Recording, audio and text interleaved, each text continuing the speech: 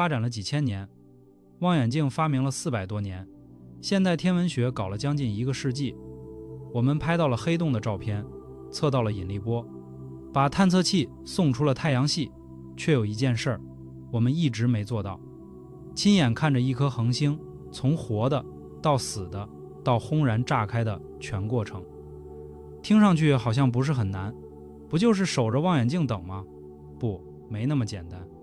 超新星这玩意儿，它不给你预约，你不知道它什么时候爆，不知道今晚会不会爆，甚至不知道它爆完了你有没有来得及看见。更要命的是，就算它爆了，最精彩的那一幕只有几个小时的窗口期，过了就永远消失，没有重播，没有重来。所以整个天文学界为了这一件事儿等了将近100年。2024年4月11日凌晨3点21分，等待结束了。一颗恒星在2383万光年之外死了，而且这一次我们当场抓住了它，在它刚开始爆炸的不到6个小时内。更神奇的是，这不是碰巧，是有备而来。这件事儿我们今天好好讲一讲。先说一个你可能不太了解的背景，天文学家研究超新星，大多数时候研究的其实不是爆炸本身，而是爆炸留下的遗址。打个比方，就好比一场大火烧完了几百年，你才姗姗来迟，对着一片焦土说，这里当年烧过一场大火，根据灰烬的分布，我推断火势是从东边开始的。你能学到一些东西，但永远学不到那个最关键的，火是怎么烧起来的，它刚开始烧的时候是什么形状，是什么推动了它。超新星也一样，我们研究过的超新星遗址多得数不清，但亲眼见证一颗星从爆炸开始到逐渐展开的那个最原始的时刻，在2024年之前，人类没有哪次做到过，要么是没发现，要么是发现了，但已经太晚，最初的信息已经被抹掉了。为什么会太晚？这里有一个很多人不知道的物理过程。当一颗大质量恒星爆炸，它向外喷射的物质会以极快的速度冲出去，然后撞上周围的气体和尘埃。这个碰撞会把爆炸最初的形状彻底打乱，遮住，就好像你刚烧了一个完美的球形烟花，还没看清楚轮廓，一阵风就把烟吹散了，原本的形状就这么消失了，永远消失了。这个窗口期有多短？几个小时。所以对天文学家来说，捕捉超新星的第一眼从来都是一场生死竞速。但竞速的前提是你得知道它在哪儿，什么时候爆。而这恰恰是超新星最让人绝望的特性，它完全不讲道理，就是不给你预约。你知道某一类恒星最终注定会爆炸，就像你知道一个80岁的老人终有一天会离去，但你不知道是今天还是明天，不知道是下午3点还是深夜12点。整个银河系里有数以亿计的这类恒星，每一颗都可能在任何时刻爆炸，而每一颗爆炸你只有那么几个小时的机会。这不是守株待兔，这是在一片黑暗的森林里闭着眼睛等一只兔子自己撞上来。那怎么办？天文学家想出了一个办法，既然不知道哪颗会爆，那就把整片森林都盯住。于是有了 Atlas。 是一套专门为此而生的全天巡天系统，它由4台宽视场望远镜组成，分别架在南非、智利和夏威夷的2个高地4个方向，把整个夜空围起来，每隔48小时完整扫一遍，每块区域重复拍4次，不是漫无目的的扫，而是高精度比对，昨晚这里有什么，今晚这里有什么，任何细微的变化都逃不过。这套系统就是那张等着超新星跳进来的网。2024年4月10日深夜， Atlas 照常在工作，到了11日凌晨3点21分，自动警报系统炸锅了。某片天区有一个光点，在过去 5.8 个小时内急剧变亮，5.8 个小时，警报立刻传遍了全球天文学界。所有人都明白这意味着什么，因为这种变亮的速度和方式和一种东西高度吻合。一颗正在爆炸的恒星刚刚冲破了它最外层的壳，2383万光年之外，在一个叫 NGC 3621的漩涡星系里，有颗恒星死了，而且死的正是时候。Atlas 逮住了它，就在他死后的第1个小时级别的时间窗口里。消息传到北京，清华大学的杨毅团队立刻进入了战备状态。为什么说战备？因为从接到消息的那一刻开始，时钟就已经在倒计时了。那颗超新星原始爆炸的形状，每过1个小时都在被周围的物质一点一点的扭曲、掩盖。他们需要的数据此刻还是完整的，但它不会等人。杨毅团队知道，这是有史以来最难得的机会，没有之一。他们需要做一件任何人都没做过的事儿，测量一颗超新星爆炸当下的真实形状。但要测量这个，他们需要的不是普通的望远镜，而是地球上最强大的望远镜之一，位于智利安第斯山脉上的甚大望远镜，简称 VLT。 问题是，那台望远镜不属于他们，它每1分每1秒的使用时间都是事先排好了计划的，轮到他们的机会根本不在今晚。于是杨毅的团队做了一件科学界并不常见的事儿，他们彻夜起草了一份紧急观测申请，向欧洲南方天文台请求插队，把今晚原定的观测计划推掉，把 VLT 这台巨无霸对准那个正在爆炸的星系。这种申请正常情况下审批流程走完要好几天，而他们没有好几天，甚至没有好几小时。欧洲南方天文台的回复快得出乎所有人的预料，批了。甚大望远镜立刻转向 NGC 3621，数据开始往回传的那一刻，杨毅团队屏住了呼吸。他们只有一个问题：来得及吗？来得及。就在那个窗口彻底关闭之前，他们抢到了那份数据。人类历史上第1次拿到了一颗超新星爆炸当下的真实的未被破坏的原始形状信息。好，现在我要暂停一下故事，因为接下来要讲的这段才是这件事儿真正震撼的地方。为了让你听懂接下来的内容，我需要先带你穿越一下，穿越到那颗恒星的内心深处，看看它是怎么死的。一颗大质量恒星，它的一生说白了就是一场和引力的博弈。引力永远想把它压扁、压小、压成一个点，而抵抗引力的是核心里不断进行的核聚变。核聚变每时每刻都在把轻的东西变成重的东西，氢变氦，氦变碳，碳变氧，氧变长，战变镁，镁变硅，镁变硅。每一步变化都释放出巨大的能量，这些能量变成向外的辐射压，撑住了整颗恒星，让它保持稳定的球形。这场博弈可以持续几百万年，甚至几十亿年，取决于恒星有多大。但所有的博弈都有终点，聚变的链条走到最后会走到铁，铁是恒星的死亡判决书。你可能觉得铁有什么特别的，它不就是我们生活里最常见的金属之一吗？但在核物理的世界里，铁是一个绝对的终点。铁负56这种同位素是所有元素里平均每个核子质量最低的。用通俗的话说，就是它是核物理世界里能量最低的状态，就像一个球滚到了山谷底部，再怎么努力也没法继续往下滚。铁的聚变不但不释放能量，反而会吸收能量。这意味着当恒星的核心全部变成铁，所有的核燃料就彻底烧完了，所有的能量来源全部断绝。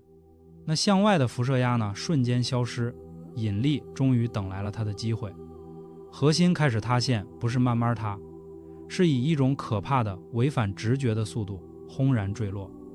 外层核心的下落速度可以达到每秒7万公里，这是光速的23%。从开始到结束，整个坍缩过程不超过1秒钟。在这1秒里，发生了宇宙中最暴力的物理过程之一。极端的压力把核心里的每一个质子和每一个电子硬生生地压在一起，变成了中子。原本一个正常的铁原子核比质子大几十倍，突然被压缩到只剩下中子，体积缩小了数百万倍。一颗中子星就在这1秒内诞生了。密度大到什么程度？一茶匙中子星物质质量相当于几十亿吨。与此同时，坍缩过程中释放出了天文数字的中微子，一种几乎没有质量、不与普通物质发生反应的粒子。这些中微子以接近光速的速度向外狂涌而去，带走了爆炸 99% 的能量，注意是 99%。 超新星爆炸最大的那份能量其实是我们看不见的，是以中微子的形式悄悄流走的。然后向内坍缩的那些外层物质一头撞上了这颗刚刚诞生的密度极高的中子星内核。你可以想象一辆货车全速冲向一堵铜墙铁壁，撞上去，然后反弹。这个反弹产生了一道速度极快的冲击波，开始以每秒数万公里的速度从核心向外传播。这道冲击波就是超新星爆炸的导火索。但很重要，这道冲击波它走不远，刚往外走了100多公里，还没到200公里，就被外层超高密度的铁核给吃掉了。具体来说，这道冲击波撞上致密铁核时，极端的温度和压力会把铁核里的铁原子核重新打碎，变回更轻的元素。这个打碎的过程会吸收掉巨量的能量，直接把冲击波的能量榨干，让它停下来。停下来的冲击波就这么悬在那里，距离核心100-200公里的地方哪儿也去不了。这是超新星历史上最关键也最神秘的时刻，因为接下来会发生2种截然不同的结局。第一种，冲击波就这么停着，停超过大概1秒钟，越来越多的物质继续往内塌，核心越来越重，最终越过某个临界点，直接坍缩成黑洞。这叫失败的超新星，没有爆炸，没有闪光，没有任何东西向外喷出。一颗质量相当于好几个太阳的恒星，就这么静悄悄地从宇宙中消失了。说真的，如果不是有望远镜一直盯着，根本没有人会知道这件事发生了。我们确实观测到过这种情况，一颗之前还在的巨星，某一天就是不见了，没有爆炸，没有任何前兆，它就消失在了宇宙里。第二种，冲击波被某种力量重新激活，重新开始向外推进，把这颗恒星整个从里到外轰炸一遍，炸成碎片，抛撒到星际空间里。这才是我们通常说的超新星爆炸。而问题就在于，是什么力量让停下来的冲击波重新动起来的？这个问题困扰了天文学家超过50年，到今天还没有确定的答案。2大阵营的理论，一个叫中微子驱动，一个叫喷流驱动。先说中微子驱动，核心坍缩的时候会释放出无法想象的海量中微子，能量相当于太阳在未来几十亿年里总共会释放的全部能量，都集中在这不到1秒钟里爆发出来。这些中微子几乎不与任何物质发生反应，照理说它们会直接穿透一切冲出去，但在中子星上方那个密度极高的区域里，中微子的穿透能力也变得很有限，它们在那里会卡一下，而这短暂的卡顿理论上足以让一小部分中微子把能量沉积在那个区域里，把周围的物质加热起来。加热的结果是什么？剧烈的对流，就像烧开水，被加热的水会往上翻，冷水往下沉，形成翻腾的气泡。恒星内部的这种对流，如果能量足够，就可以把那道停滞的冲击波重新推动起来。听上去挺有道理，但有个致命的问题。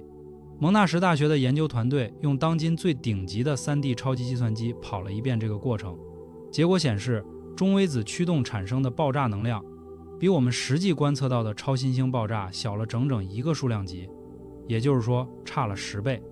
用更通俗的话说，靠中微子加热根本炸不出那么大的动静。中微子驱动至少单独靠它是不够的。那换一个方向，喷流驱动。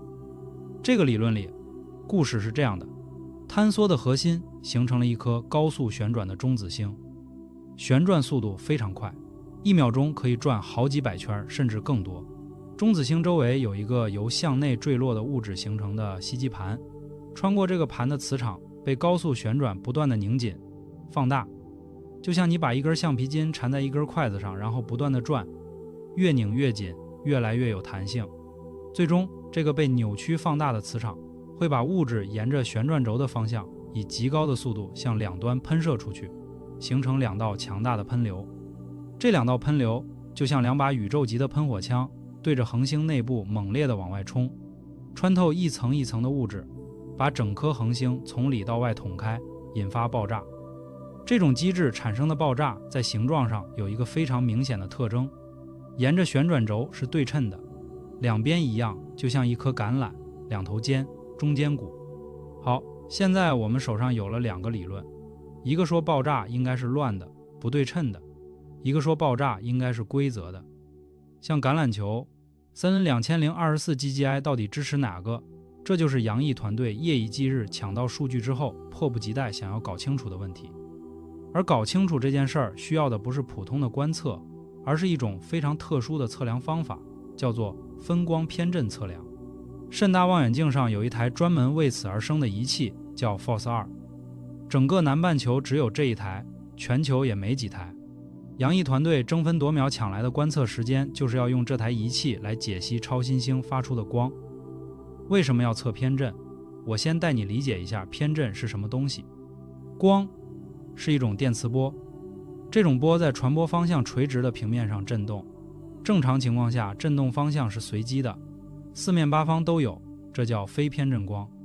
但有时候光的振动会被整理，承指在某一个特定方向上，这就是偏振光。生活里最常见的例子，当阳光以特定角度照射在水面或者玻璃上，反射出来的那个刺眼的白光就是偏振光。偏光太阳镜能消除它，就是因为镜片的设计只让一个方向的振动通过，把那道偏振光给过滤掉了。那偏振和超新星有什么关系？关系很大。当超新星向外爆炸，这个爆炸过程会让周围的气体不断地散射光线。如果爆炸是完美的球形，各个方向散射出来的光互相抵消，测出来的镜偏振是0。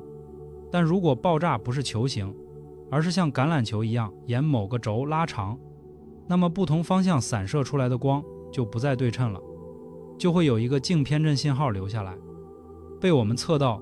更厉害的是，偏振的方向和强度能告诉我们那个轴在哪里，爆炸的形状到底是怎样的。FORCE-2 就是干这个的。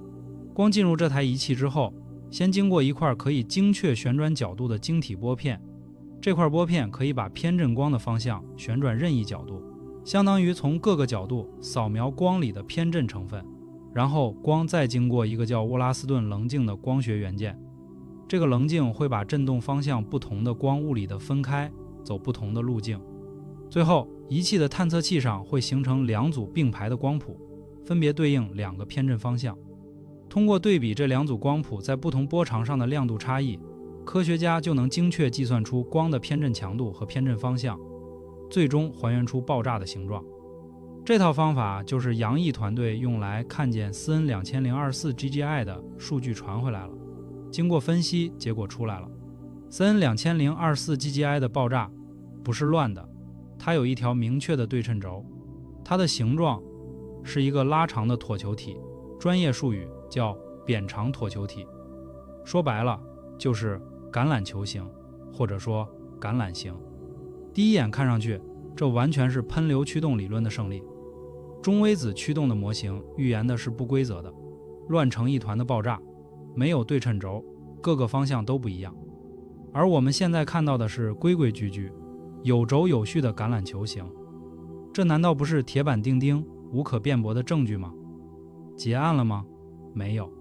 故事这个时候才刚刚开始变得有趣。喷流理论确实被这个观测结果支持了，但喷流理论本身有一个让人头疼的大麻烦。这个麻烦在2D 的计算机模拟里看不出来，但在3D 的模拟里，它就像一颗定时炸弹突然爆开。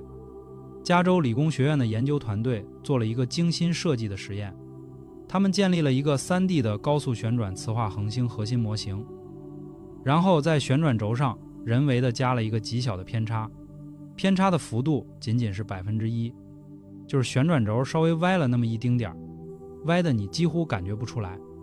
然后他们运行了模拟，看接下来发生了什么。结果喷流失控了，就在那1%的歪斜下，喷流开始不稳定，不再沿直线喷射，而是开始扭转弯曲，绕着旋转轴乱打转，就像一根失控的消防水管，水压很大，但就是乱甩，冲东冲西，根本没法瞄准一个方向。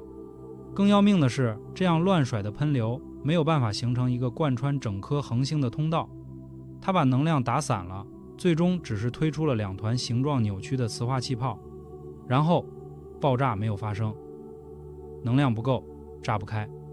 这就意味着，如果喷流真的是这样的，那么大部分靠喷流理论预测会爆炸的超新星其实应该以失败告终。但 SN2024 GGI 明明就炸了，还炸出了一个规规整整的橄榄球形状，这他喵的究竟是怎么回事？这里出现了一个新的思路，而且这个思路有点反直觉，甚至有点匪夷所思。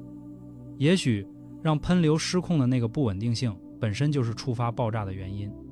听上去矛盾吗？我来解释一下。在经典的喷流驱动理论里，喷流是稳定的，它像一把钻头一样，直直地穿透恒星内部的物质层，一路往外钻，把能量传到外面，引发爆炸。但如果喷流是不稳定的，它无法钻出一条直通道，那么能量就被憋在里面，无法逃出去。能量憋在哪里？距离核心大约1000公里左右的地方。这些被堵住的能量会通过冲击波的形式在那里沉积下来，形成一个个高温高压的气泡。这些气泡很热，压力很大，它们会开始膨胀，互相融合，像是在恒星内部形成了一团越来越大的热气球。热气球越来越大，推力越来越强，最终它把周围的恒星物质一层层地向外推，爆炸就这样发生了。关键点来了，喷流本身是乱的，是东扭西歪的，没有稳定的方向。但是这些乱射的喷流都沿着同一根旋转轴附近在运动，它们不稳定，但不稳定的方式是以轴为中心的。所以最终这个爆炸产生的整体形状虽然内部很乱，但从外面看仍然会呈现出轴对称，就是那个橄榄球形。也就是说，喷流的混乱非但没有阻止爆炸，反而是让爆炸成功发生的机制。这个思路叫抖动喷流假说。SN2024 GGI 的观测数据完美地吻合了这个假说所预言的形状特征，这是天文学研究史上非常罕见的一种情况。一个曾经被认为是缺陷的模型特征，喷流的不稳定性，重新被审视，发现它可能不是缺陷，而是关键。当然，这还只是一种假说，不是定论。但光这一件事儿已经足够改变我们对超新星机制的理解了。在 SN2024 GGI 之前，我们所有关于超新星爆炸形状的理解都来自两个来源：一是对爆炸几百年后的遗址进行分析，二是靠计算机模拟。这两个来源都有局限。遗址研究告诉你的是爆炸结束很久很久之后的状态，原始的形状早已面目全非。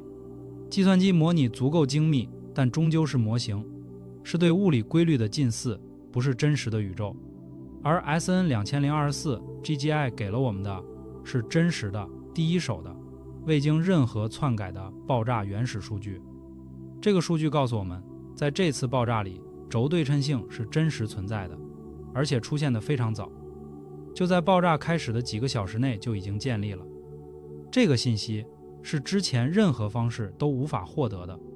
更大的价值在于它抛出了一系列新问题，比如先后座 A。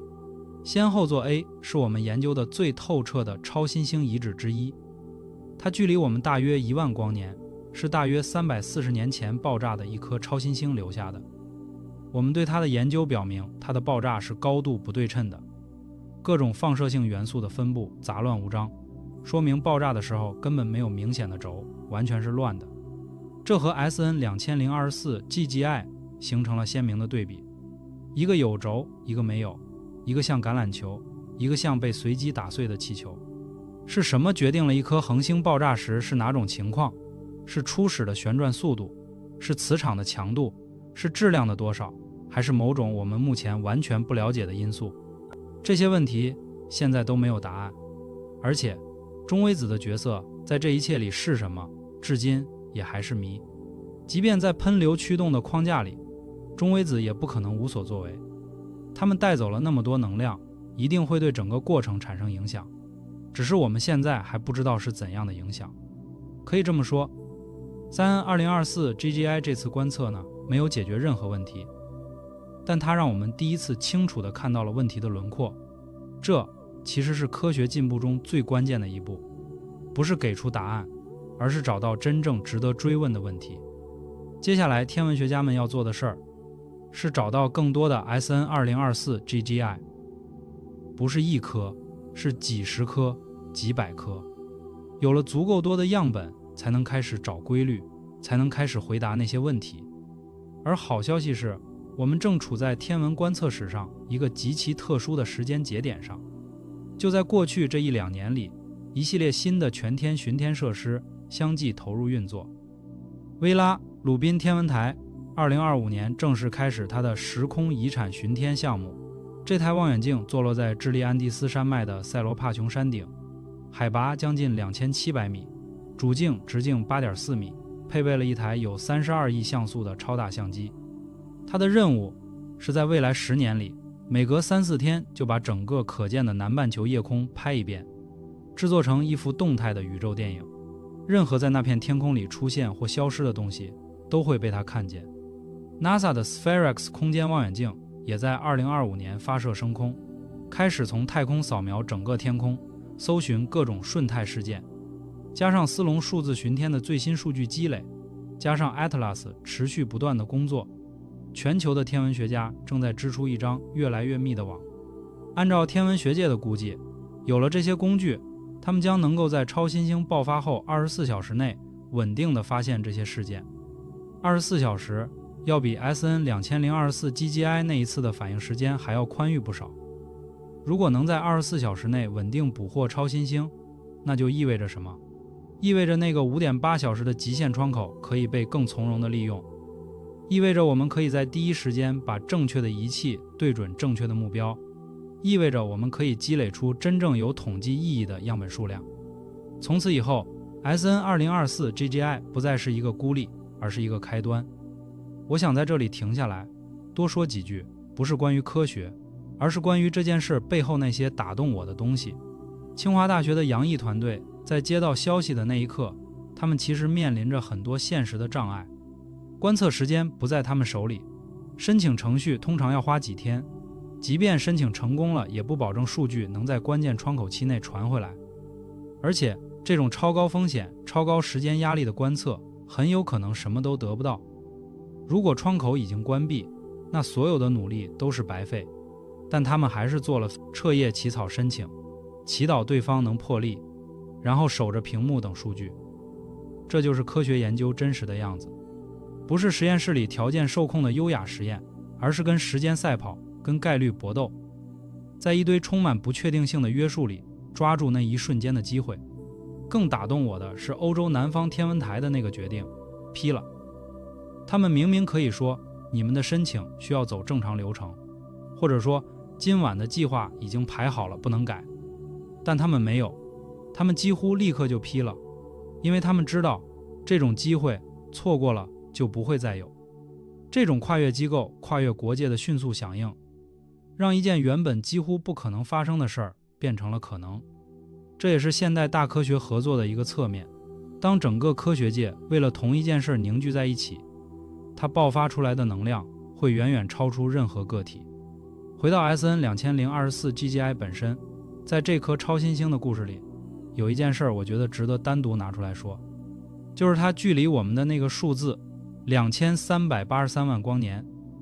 2383万光年意味着什么？意味着我们今天看到的这场爆炸其实是2383万年前发生的。那个时候人类还没有出现，地球上还是早期人族动物在东非的草原上摸索生存。甚至我们今天能看见这颗超新星，是因为2383万年前它爆炸时发出的光一直在宇宙空间里跑啊跑，跑了2383万年，恰好在2024年跑到了地球这里，被 Atlas 的望远镜接收到了。我们看见的是一场2383万年前的死亡，而那道临死前发出的光穿越了无法想象的距离和时间，在今天告诉了我们他死时候的样子。宇宙就是这么奇异又这么美。现在让我把这个故事做一个收尾。 SN2024 GGI 这次观测呢，证明了超新星爆炸可以呈现出清晰的轴对称结构，而且这种对称性在爆炸最初的几个小时就已经存在了，不是后来发展出来的。这个结果让抖动喷流这个假说得到了前所未有的观测支持，但它同时也提醒我们，宇宙不会只用一种方式来杀死一颗恒星。先后做 A 那样乱糟糟的不对称爆炸，显然走的是另一条路。这两条路的分叉点在哪里，我们还不知道。我们不知道的还有中微子在这里面到底扮演了什么角色。即便喷流是主角，中微子也带走了那99%的能量，它不可能完全没有影响。我们不知道的还有为什么有些恒星选择了安静的消失，而不是轰然一炸。我们不知道的还有太多太多，但这恰恰是这件事最吸引人的地方。科学不是一本已经写完了的书，它是一本永远写不完的书。SN2024GGI 给我们添了新的一页，而这一页的结尾是一排省略号，后面跟着一个大大的问号。这个问号等待着下一颗超新星来回答，也许是明天，也许是下个月，也许是明年。但可以肯定的是，我们不会再像以前那样守株待兔靠天吃饭了。全球的天文巡天网络正在织得越来越密，越来越快，越来越灵敏。下一颗超新星，无论它在哪个星系里悄悄死去，我们会在第一时间看见它，然后第一时间把所有能用的仪器对准它，把它从生到死的每一刻都记录下来。宇宙里的恒星死亡正在从一件可遇不可求的随机事件变成一门可以被系统研究的科学。而这一切的转折点就是2024年4月11日凌晨3点21分，Atlas 看见的那个正在变亮的小光点。2383万年前死去的一颗星，在今天打开了一扇新的门。门后面是什么，我们还不知道，但我们